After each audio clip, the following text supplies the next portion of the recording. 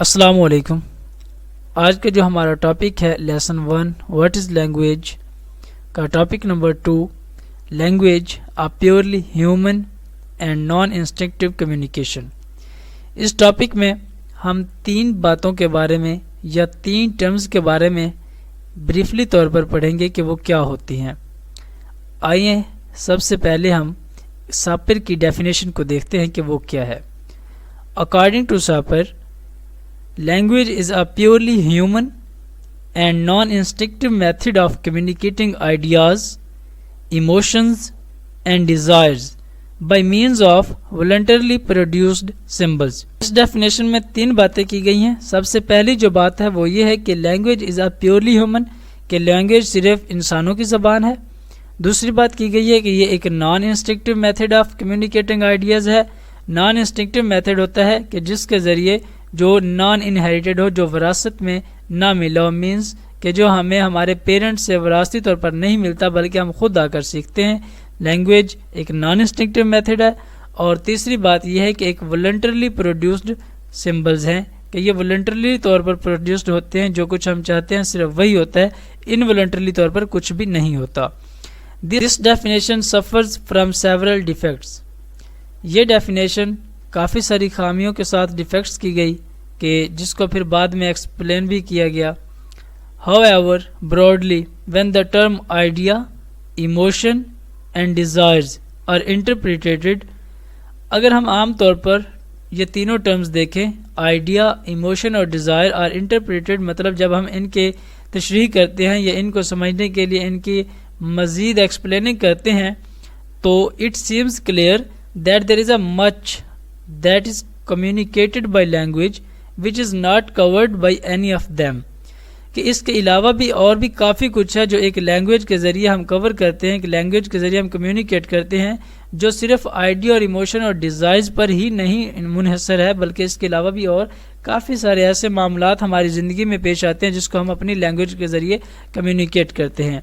And idea in particular is inherently वेग and इम्प्रेसाइज, और जो आइडिया है ये तो ख़ास तौर पर इनहेरेंटली तौर पर हमारे पास वेग एंड इम्प्रेसाइज है। वेग और इम्प्रेसाइज कहते हैं कि जो मशकूक हो, जो साफ तौर पर ज़ाहिर ना हो, मीन्स कि ये हमारा इनहेरेंटली तौर पर हमारे कुछ ख्यालात आते हैं हमें।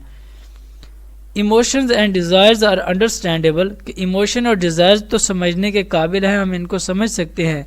But idea needs to be precisely defined, लेकिन आइडिया को अभी भी और भी समझने के लिए इसकी और डेफिनेशनों की ज़रूरत है। दूसरी बात वहाँ पर हुई थी कि जो तमाम के तमाम सिंबल्स हैं वो वॉलंटरली तौर पर प्रोड्यूस्ड होते हैं। There are many systems of voluntarily produced symbols, के काफ़ी सारे ऐसे सिंबल्स हैं जो हम वॉलंटरली तौर पर प्रोड्यूस्ड करते हैं। For example, body language in which symbols are voluntarily तो प्रोड्यूस्ड, कि जब हम बात कर रहे होते हैं तो हमारी बॉडी लैंग्वेज होती है, मतलब हमने अगर 2 कहा है तो हम अपने हाथ की उंगली के इशारे से अगर 2 उंगलियां हम अपनी खड़ी करते हैं तो हमारा वॉलंटरी प्रोड्यूस्ड सिंबल्स होगा। इसके अलावा तीसरी बात थी कि प्योरली ह्यूमन वाली। Purely human denotes that only human beings possess the language and their communication system is very different from that of animals, कि जो प्योरली ह्यूमन्स है, कि जो लैंग्वेज का एक सिस्टम है वो सिर्फ ह्यूमन ही पोजेस करते हैं, और इनका जो कम्युनिकेटिंग सिस्टम है वो एनिमल्स से बहुत मुख्तलिफ है। Animals also have communication systems, animals का भी अपना एक कम्युनिकेशन सिस्टम है जो कि इंसानों से बिल्कुल मुख्तलिफ है। फॉर एग्जाम्पल, बीज कहते हैं शहद की मक्खियों को। डांस इन विच बीज communicate each other about the place of nectar, nectar कहते हैं शहद, जिस जगह पर शहद मौजूद हो या शहद के जो छाता होता है उसे कहते हैं नेक्टर। कि तो जब किसी एक बीज को जो है वो नेक्टर मिल जाता है तो फिर वो बीज डांस करती है। ये अपना उनका कम्युनिकेटिंग सिस्टम है कि जब वो डांस करती है तो बाकी बीज इस बात को समझ जाते हैं कि इसे नेक्टर मिल चुका है और वो भी उसकी तरफ आ जाती हैं। अगर हम दूसरी एग्जांपल देखें बर्ड्स की, birds also use the certain calls to attract each others attention और to convey where food can be found. Birds भी मुख्तलिफ किस्म की कॉल्स को इस्तेमाल करते हैं जिसके ज़रिए वो एक दूसरे की जो अट्रैक्ट है या जो अटेंशन आती है उसको वो अट्रैक्ट कर लेते हैं, या फिर ये मैसेज वो फ्राहम करते हैं कि एक बर्ड्स को फूड मिल चुकी है तो दूसरे बर्ड्स जो है वो उसके इशारात जो है समझ जाते हैं, उसकी कॉल्स को समझते हैं और फिर वो भी उसके पास आ जाते हैं। The next aspect of this definition is non-instinctive, which means non-inherited. Non-instinctive کا مطلب ہے کہ وہ non-inherited ہے, وہ اسے وراثت میں نہیں ملی ہوئی.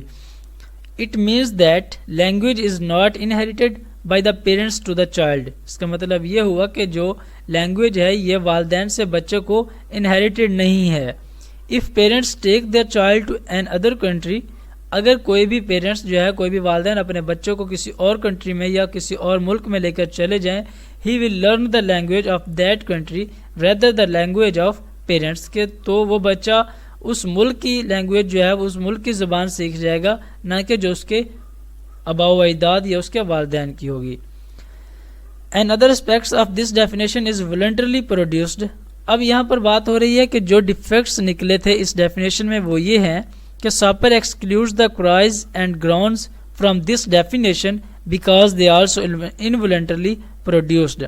جو کرائز اور گراؤنز ہوتے ہیں یہ نکلتے ہیں جب ہم, یہ وہ آوازیں ہوتی ہیں جب ہم خوش ہوں یا ہم بہت زیادہ تکلیف میں ہوں, یا اگر ہم کبھی ڈر جائیں. آپ نے غور کیا ہو اگر ہمارے سامنے کوئی اچانک ایسی چیز آ جائے جس کے ذریعے ہم ڈر جائیں تو ہمارے زبان سے یا ہمارے منہ سے ایک خاص قسم کی آواز نکلتی ہے کہ اوہ. یا اگر ہم خوش ہوں, خاص طور پر کسی وقت ہمیں کوئی سرپرائز ملے اور ہم اس سے خوش ہو جائیں تو ہمارے جسم سے یا ہمارے منہ سے جو ہے ہمارے جسم مختلف قسم کے سمٹمز شو کرتا ہے, اور جو ہماری زبان ہے اس سے مختلف قسم کی آوازیں نکلتی ہیں آہوزاری کرنے. یا اگر ہماری زبان سے ہمیں کوئی درد ہے, فرض کریں کہ ہمیں شدید قسم کا کوئی درد ہے تو ہم آہوزاری کرتے ہیں, ہم کراہتے ہیں, تو وہ جو کراہنے کی آواز ہوتی ہے وہ دراصل انوالنٹرلی طور پر پروڈیوسڈ ہو رہی ہے, نہ کہ وہ والنٹرلی طور پر پروڈیوسڈ ہو رہی ہے. تو یہ بھی ایک ڈیفیکٹ تھا ساپر کی ڈیفینیشن میں. This definition discussed in this lesson encompasses the language as. encompasses کا مطلب ہوتا ہے کہ ارد گرد گھومنا. تو یہ جو ہم نے ابھی تک ڈیفینیشن ڈسکس کی ہے اس لیسن میں, یہ ڈیفینیشن صرف ان 3 باتوں کے ارد گرد گھوم رہی ہے. پہلی یہ ہے کہ a system of voluntarily produced symbols, کہ لینگویج جو ہے یہ ایک صرف voluntarily طور پر پروڈیوسڈ ہونے والے سمبلز کا نام ہے. دوسری یہ ہے کہ a means of human communication.